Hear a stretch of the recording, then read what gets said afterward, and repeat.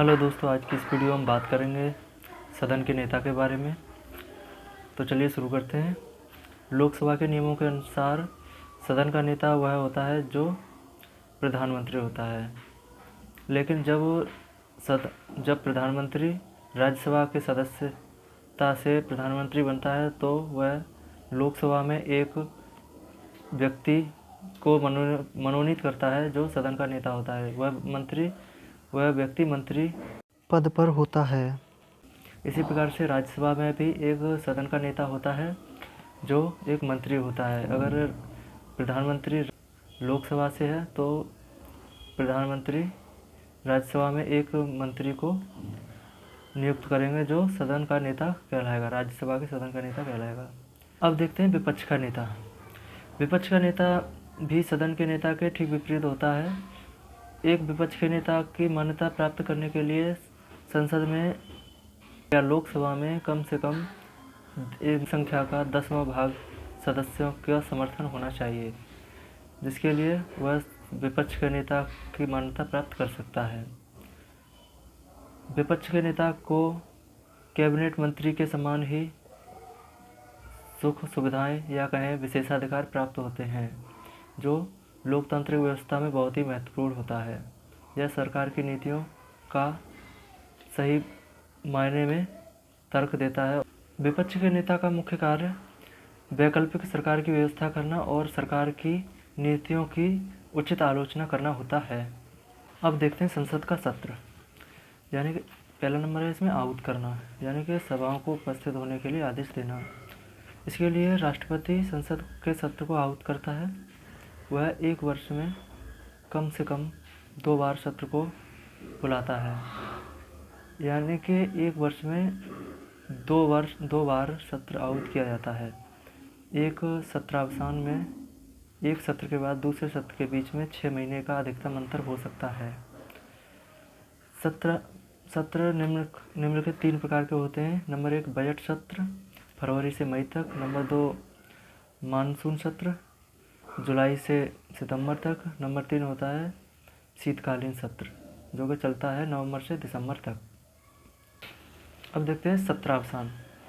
संसद के पदाधिकारी यानी कि अध्यक्ष, लोकसभा के अध्यक्ष और राज्यसभा के सभापति सत्र के पूर्ण होने पर सत्र को अनिश्चित काल के लिए स्थगित कर देते हैं। इसके कुछ समय पश्चात राष्ट्रपति एक अधिसूचना द्वारा सत्रावसान की घोषणा करते हैं। अब देखते हैं स्थगन। स्थगन का अभिप्राय होता है कि कुछ समय के लिए सभा को स्थगित कर देना, जिसमें कुछ घंटे, कुछ दिन या कुछ सप्ताह हो सकते हैं। अगला नंबर देखते हैं इसमें अनिश्चित काल के लिए स्थगन। जब सभाएं चल रही होती हैं तो सभापति या अध्यक्ष अपनी सभा को अनिश्चित काल के लिए बिना बताए सभा को स्थगित कर देता है।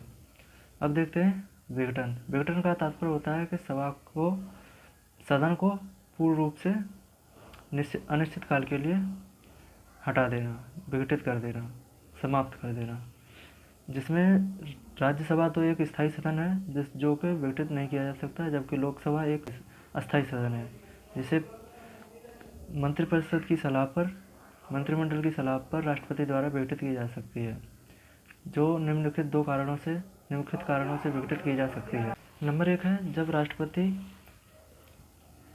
लोकसभा को उसके कार्यकाल पूरा होने पर विघटित कर दे या जो आपातकाल में समय बढ़ाया गया वो समाप्त हो जाए। नंबर 2 है जब राष्ट्रपति यह विघटित करने के लिए स्वयं प्राधिकृत हो तो वह लोकसभा को विघटित कर सकता है।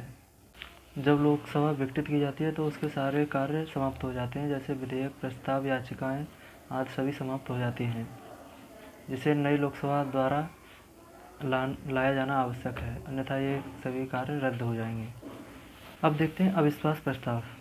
संविधान के अनुच्छेद 75 मंत्रिमंडल सामूहिक रूप से लोकसभा के प्रति उत्तरदायी होगा। इसका तात्पर्य है कि मंत्रिमंडल तभी तक है जब तक उसका सदन में यानी कि लोकसभा में बहुमत है। जब अविश्वास प्रस्ताव पास हो जाता है तो मंत्रिमंडल विघटित कर दिया जाता है, यानी कि वह समाप्त हो जाता है। इसको प्रस्तावित करने के लिए कम से कम 50 सदस्यों की मंजूरी आवश्यक है, तभी यह प्रस्ताव सदन में लाया जा सकता है। अब देखते हैं विश्वास प्रस्ताव। जब कोई सरकार अल्पमत में आ जाती है तब उसे विश्वास प्रस्ताव लाते हैं, जिससे पता चलता है कि सरकार अल्पमत में है, सरकार बहुमत है या नहीं। यह 2 प्रकार से लाया जा सकता है, जब सदस्यों द्वारा, और दूसरा है राष्ट्र के अनुमोदन किए जाने पर। जब यह प्रस्ताव सदन में पारित हो जाता है यानी कि सरकार को अल्पमत प्राप्त होता है, बहुमत में नहीं होती है, तो सरकार गिर जाती है। अब देखते हैं संसद में विधायी प्रक्रिया, यानी कि संसद में विधेयक को पुरस्थापित यानी स्थापित करना, लाना, तो ये कैसे लाया जाता है।